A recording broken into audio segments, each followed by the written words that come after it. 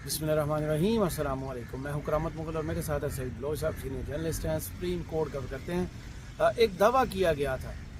ख्वाजा आसिफ की तरफ से कि 31 दिसंबर को वो अदाद शुमार सामने आ जाएंगे जिससे पता चलेगा कि इमरान खान की ये तरसीलात ज़र रोकने की कॉल पर ओवरसीज़ पाकिस्तानियों ने कितना रद्द अमल दिया, कितना अमल किया। मेरी कुछ दोस्तों से बात हुई, वो तो पैसे नहीं भेज रहे, उनके घरों में ज़रूरत भी है, लेकिन वो कहते हैं कि हमारे पास ऐसा कोई चैनल नहीं है जिसके ज़रिए हम पैसे भेजें, लेकिन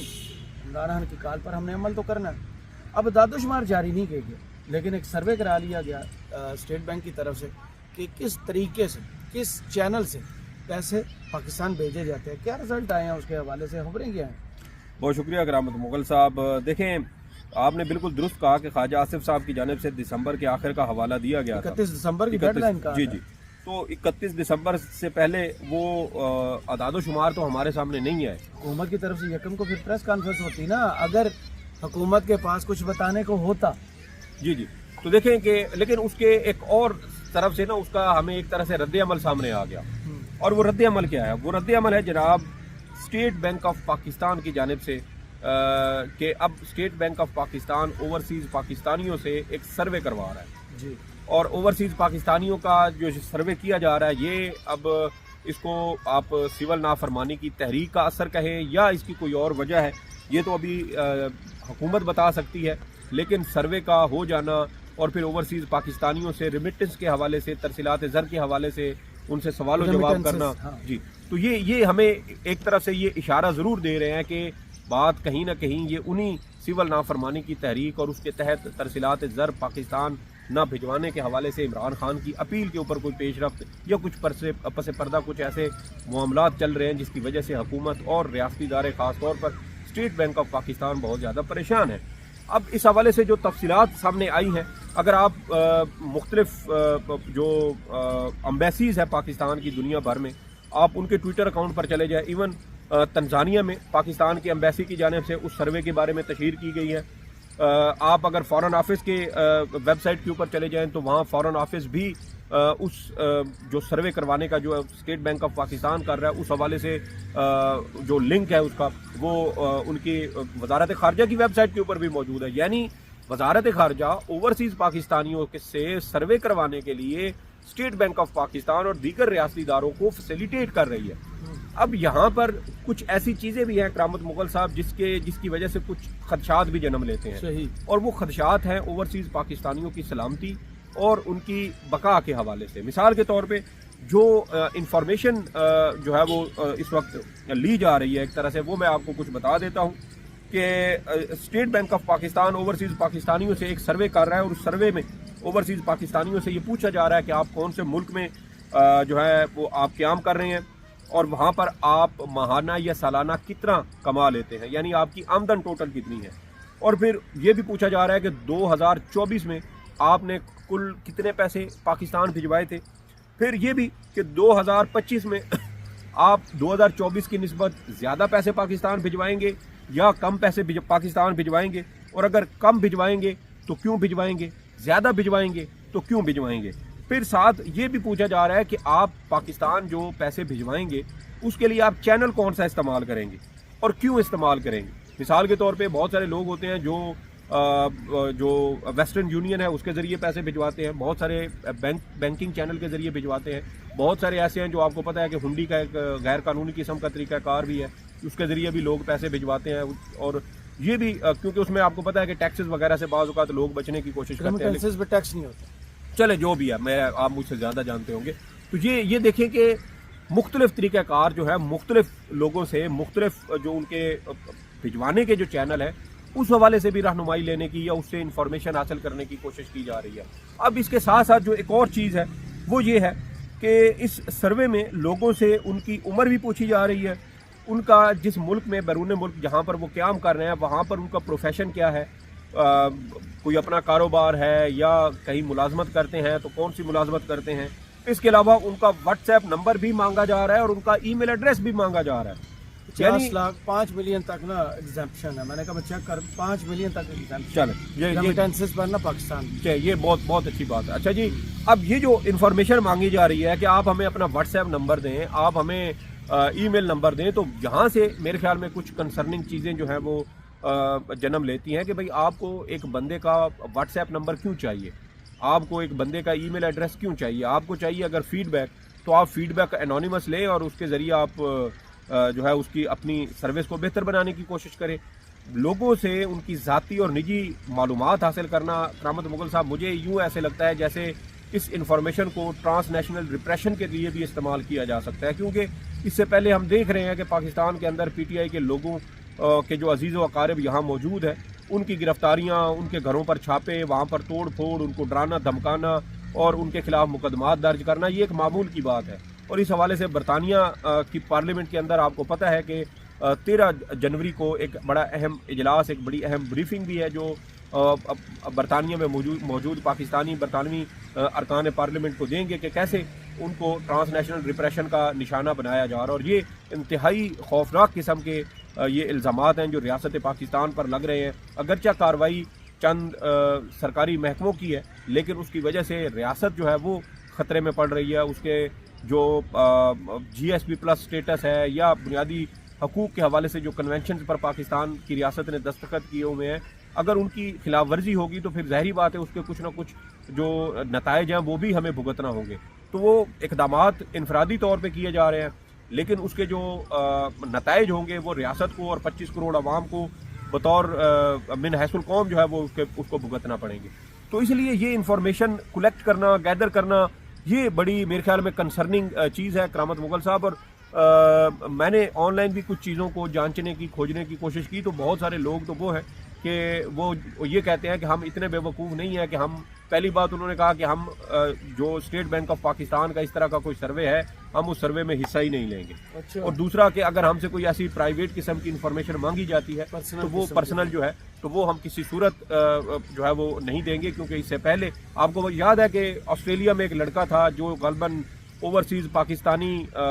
وہ ووٹرز کے نام سے، شاید او پی ووٹرز کے نام سے اس کا ایک ٹویٹر ہینڈل تھا، اس کا بھائی یہاں پاکستان میں تھا اور لڑکا آسٹریلیا میں تھا جہاں سے وہ کبھی کبھار کچھ 6 مہینے بعد ایک آدھ ٹویٹ کر دیا کرتا تھا، لیکن اس کی ٹویٹ جو ہے وہ اتنی زیادہ تکلیف دہ تھی کہ اس کے بھائی کو یہاں جو ہے وہ اٹھا کر اس کو اس کی وہ باقاعدہ دیکھیں نا کوئی 20 منٹ کی آڈیو جو ہے وہ کال جو ان کے ساتھ ہوئی اس کی ساری آڈیو آ گئی، اور یہ ڈراپ سائٹ نیوز جو ہے ویب سائٹ انہوں نے اس کی وہ پوری آڈیو جو ہے وہ اس کو جاری بھی کیا تھا۔ تو یہاں سے آپ اندازہ لگا سکتے ہیں کہ یہ چیزیں کتنی خطرناک بن سکتی ہیں۔ اور اس سے بھی بڑھ کے کہ کہیں نہ کہیں جو آپ نے بات کی نا کہ حکومت نے اعداد و شمار جاری کرنے تھے تو بھائی آپ کر دیتے، آپ کو تو چاہیے تھا کہ آپ فوری کہتے کہ دیکھیں جی یہ عمران خان کا جو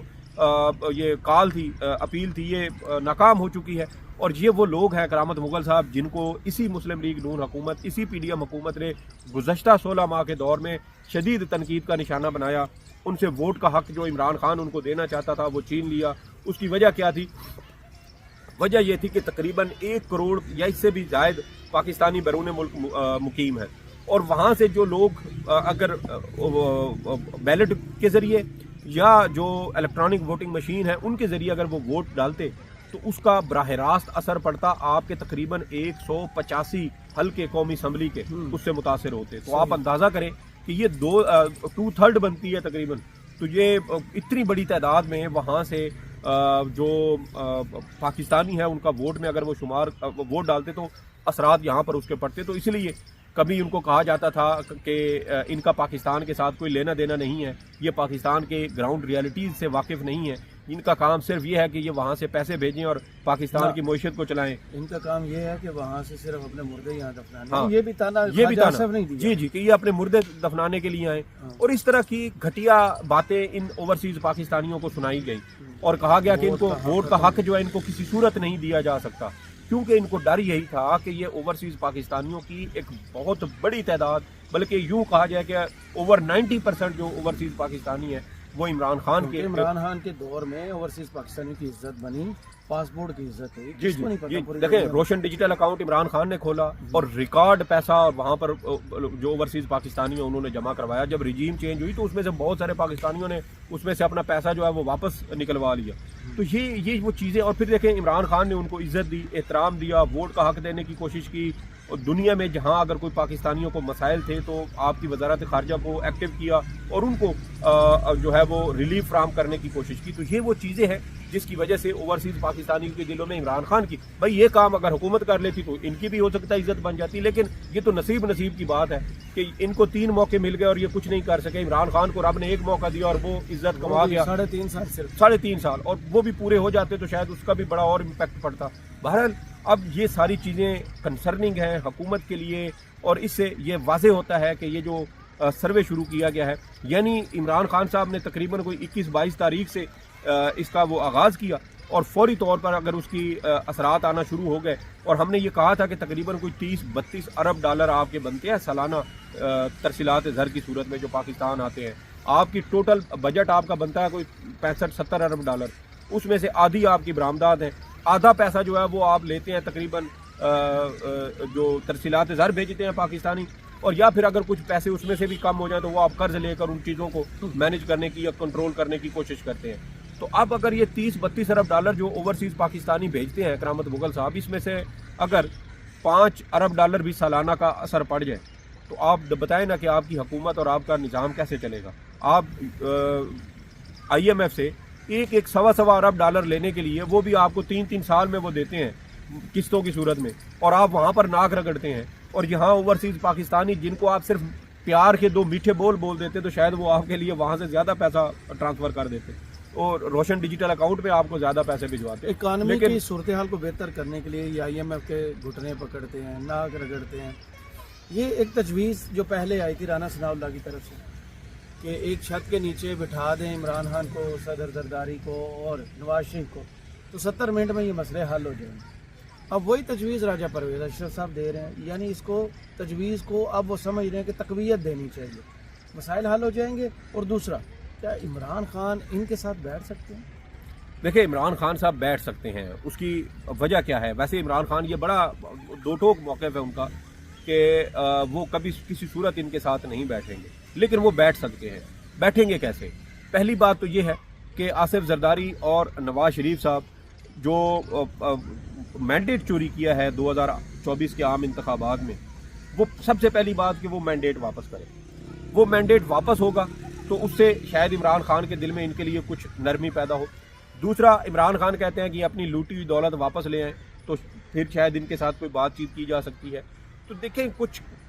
کنڈیشنز عمران خان صاحب نے رکھی ہوئی ہیں، لیکن وہ کنڈیشنز پوری کیے بغیر یہ صرف خواہش کا اظہار کرنا کہ عمران خان، زرداری اور نواز شریف بیٹھ جائیں تو سارے معاملات حل ہو جائیں گے، ایسے حل نہیں ہوں گے۔ اس سے پہلے بہت سارا پیپر ورک آپ کو کرنا ہے، بہت ساری چیزیں آپ کو اس ملاقات کے لیے وہ طے کرنی ہے۔ وہ ملاقات تبھی ہو سکے گی جب آپ وہ چیزیں طے کریں گے۔ جب تک وہ چیزیں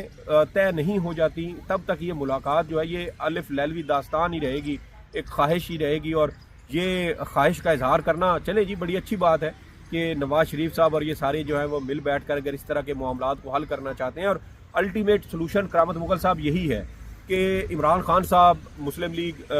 نون اور آصف زرداری صاحب یہ سارے مل بیٹھے اور اسٹیبلشمنٹ کی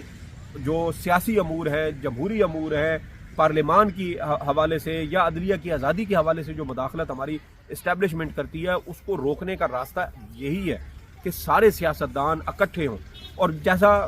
چانس تھا پچھلے 2.5 سال میں 32 ماہ جو گزرے ہیں رجیم چینج سے اب تک، کرامت مغل صاحب 5 مواقع تھے، 5 جہاں پر مسلم لیگ نون اور پیپلز پارٹی عمران خان کو ساتھ بٹھا سکتے تھے۔ وہ کون سا تھا؟ سب سے پہلا کہ آپ اس رجیم چینج کا حصہ نہ بنتے، دوسرا کہ آپ اگر رجیم چینج کا حصہ بن بھی گئے تو آپ فوری الیکشن میں چلے جاتے، آپ نہیں گئے، تیسرا کہ جب پنجاب کے ضمنی انتخابات ہوئے تھے اور وہاں سے بھی آپ دیکھیں کہ مسلم PTI کی حکومت چوری کرنے کی کوشش کی گئی، پھر آپ دیکھ لیں آزاد کشمیر اور گلگت بلتستان میں عمران خان کے مینڈیٹ کو چھینا گیا، تو اس کے بعد آپ دیکھ لیں کہ جب یہ عام انتخابات ہوئے، بلے کا انتخابی نشان تھا، اس پر اگر سیاسی جماعتیں آواز اٹھاتی کہ نہیں اب الیکشن شیڈیول جاری ہو چکا ہے تو اب الیکشن کمیشن کو یہ اختیار نہیں ہے کہ وہ کسی سیاسی جماعت کو باہر کرے، تو اس کے بعد پھر آ جائیں آپ 2024 کے عام انتخابات، تو یہ 5-6 ایسے بڑے ایونٹس تھے جہاں سے یہ ساری اور پھر اس کے بعد تازہ ترین آپ کی جو مخصوص نشستوں والا فیصلہ اس پر عمل درآمد، اور اس کے بعد بھی جو آپ کے سینٹ الیکشن اور یہ 26ویں آئینی ترمیم، تو یہ 5 سے بھی زیادہ بلکہ شاید کوئی 8 یا 10 ایونٹس ایسے بنتے ہیں گزشتہ 32 ماہ میں، جس کے دوران یہ ساری جو بیٹھک ہے عمران خان، نواز شریف اور آصف زرداری صاحب کی یہ ہو سکتی تھی، لیکن آپ نے اپنے ایک ایک پاؤ گوشت کے لیے ہر بار گائے کو ذبح کیا، اور اس کی وجہ سے اب دیکھیں کہ آپ کی معاشی اور جو سیاسی جمہوری صورتحال ہے وہ اتنی خراب ہو چکی ہے کہ اب آپ کو یہ ریئلائزیشن ہو رہی ہے کہ ہمیں کہیں نہ کہیں جو ہے وہ بیٹھنا چاہیے۔ بھائی آپ نے ایک بندے کو جو ہے اس کے گھر میں آپ گھسے، اس کے گھر پر آپ نے قبضہ کیا، اس شخص کو آپ نے مار پیٹ کی، اس کا سامان آپ نے گلی میں پھینک دیا، اس کے بیوی بچوں کو آپ نے باہر نکال دیا، اس کے بعد آپ نے اس شخص کے اوپر الٹا پرچہ بھی کروا دیا، اس کو تھانے میں بھی بند کروا دیا، اس کے اوپر دباؤ بھی ڈالا، اس شخص کی آپ نے جو ہے وہ طلاق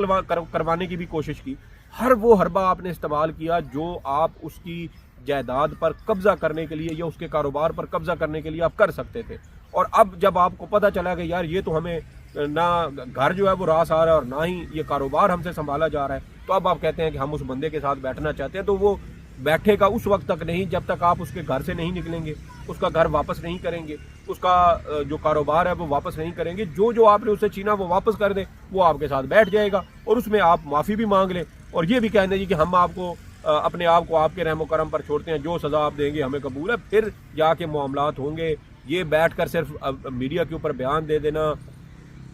خود کو بڑا لبرل اور سیاسی وسیع سیاسی سوچ والا ثابت کرنے کی کوشش کرنا ہے، اس سے کچھ نہیں ہوگا۔ عملی اقدامات کریں، باتیں نہ کریں۔ باتیں کر کر کے آپ نے 32 مہینے ضائع کیے ہیں اس ملک کے، اور معیشت آپ کی وہ ہے، آپ کہتے تھے کہ ہم نے تو اڑان بھر دی، اور آج بھی وہ سہیل وڑائچ کا چمچہ گیری والا کالم اٹھا کے دیکھیں، اتنی شہباز کرے پرواز اور کون کون سی وہ چیزیں جو ہیں انہوں نے خیالی وہ پکا کے رکھ دی، حالانکہ دنیا کے بدترین ایڈمنسٹریٹر کا جو اعزاز ہے وہ شہباز شریف صاحب حاصل کر چکے ہیں، اور وزیر اعظم کے عہدے کو بے توقیر کر رہے ہیں، رج کے کر رہے ہیں، اور ایسے ایسے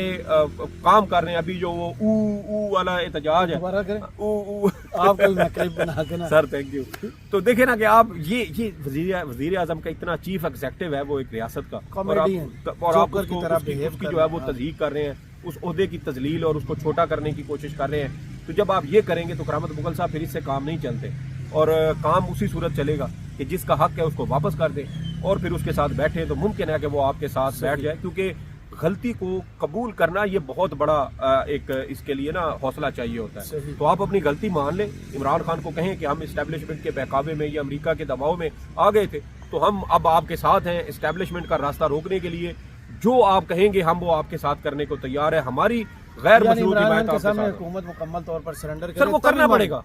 معاملات اس کے علاوہ آپشن ہی کوئی نہیں ہے۔ ہاں آپ کریں، اس کے علاوہ آپشن کوئی نہیں ہے سر۔ ہاں چلے نہیں بول۔ بہت شکریہ سعید بلوچ صاحب آپ کے وقت کا۔ کمنٹ باکس میں ضرور بتائیے گا یہ ویڈیو آپ کو کیسی لگی۔ اجازت دیجیے۔